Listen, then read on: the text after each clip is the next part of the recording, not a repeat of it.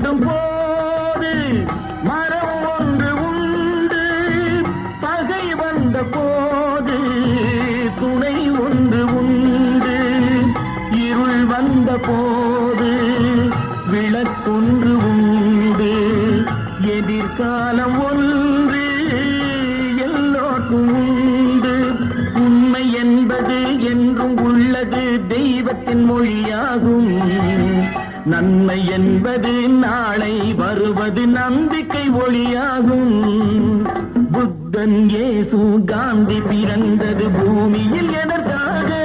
தோழா, ஏழை நமக்காக.